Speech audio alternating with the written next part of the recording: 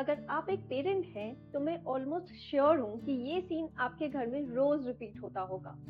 शाम का टाइम होता है, बच्चा ट्यूशन से आता है, थका हुआ और खेलने के मूड में होता है या फिर टीवी देख रहा होता, और आप आकर प्यार से बोलते हैं, चलो अब पढ़ो, होमवर्क का टाइम हो गया। और बच्चा बिना एक भी सेकंड लगाए बोल देता है, बस 5 मिनट और।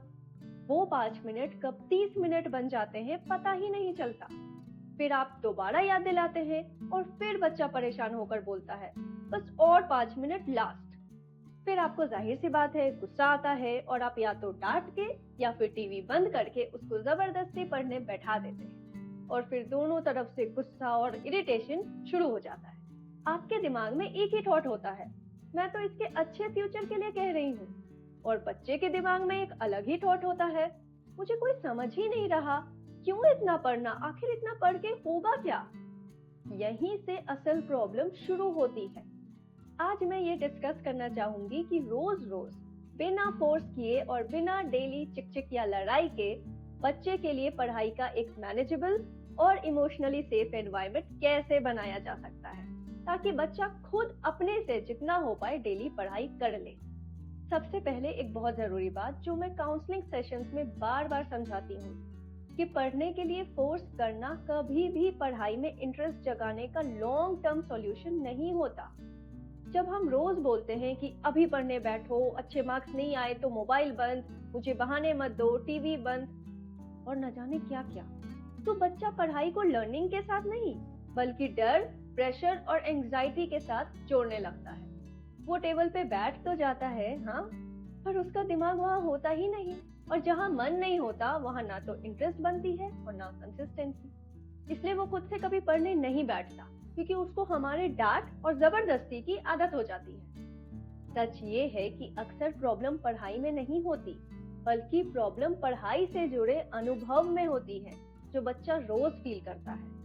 ठीक है, फिर अब बात करते हैं कुछ तरीकों के बारे में जिसकी मदद से आप अपने बच्चे को बिना फोर्स किए पढ़ा सकते हैं। स्टेप नंबर 1, पढ़ाई से पहले कनेक्शन बिल्ड करिए।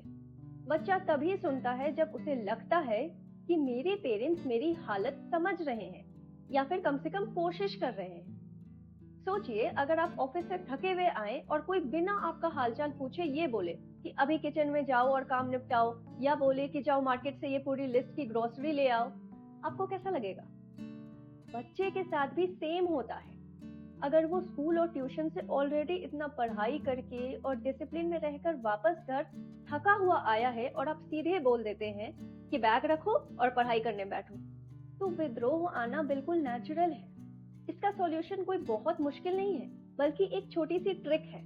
पढ़ाई से पहले 15-20 मिनट का कनेक्शन आपको अपने बच्चे के साथ बनानी है। सिर्फ इतना पूछिए जैसे आज स्कूल कैसा गया, कौन सा गेम्स खेला, फ्रेंड्स ने क्या बोला, कौन सी पीरियड ज्यादा बोरिंग लगी, थक गए हो क्या, और आगे।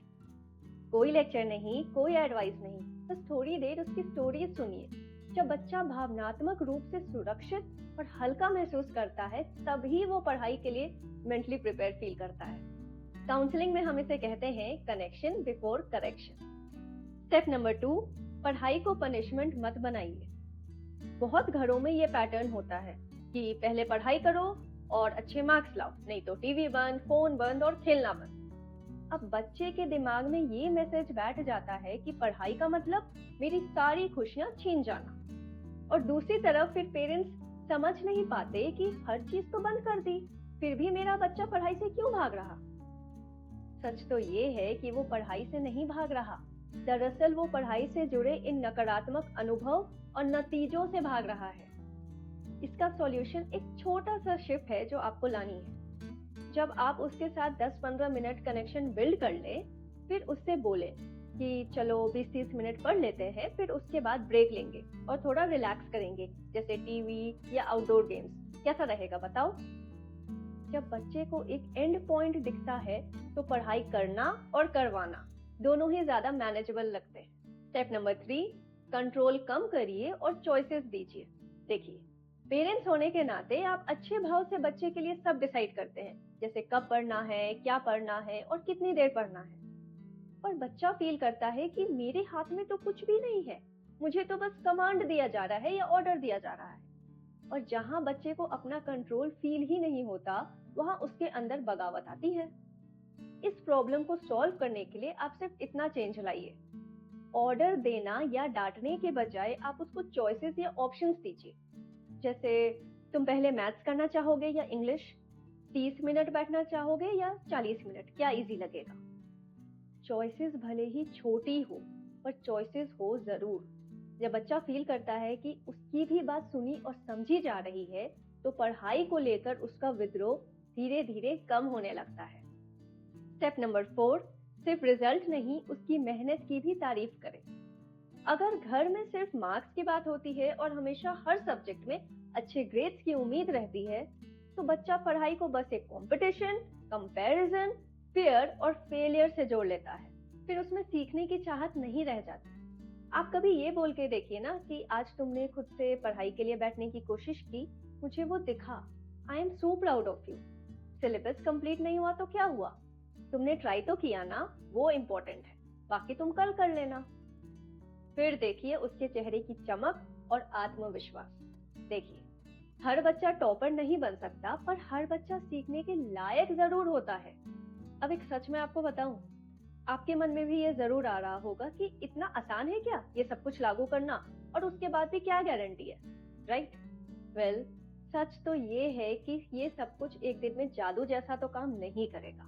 कल से बच्चा अचानक डिसिप्लिन नहीं हो जाएगा, पर अगर आप रोज ये स्टेप्स फॉलो करते हैं, थोड़ा सा प्रेशर कम करते हैं, थोड़ा सा सपोर्ट और कनेक्शन बढ़ाते हैं, चॉइसेस देते हैं बच्चे को, तो धीरे धीरे पढ़ाई एक रोजाना जंग नहीं रह जाएगी।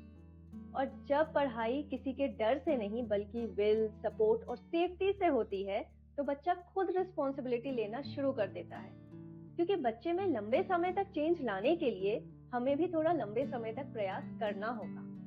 और अगर आप चाहते हैं कि मैं एज वाइज गाइडेंस शेयर करूं, जैसे छोटे बच्चों के लिए अलग, टीनेजर्स के लिए अलग, तो कमेंट में जरूर लिखें। और अगर आपको ये वीडियो थोड़ा भी रिलेटेबल लगा हो तो लाइक, शेयर और सब्सक्राइब कर दीजिए। Thank you for watching. मिलते हैं अगले वीडियो में।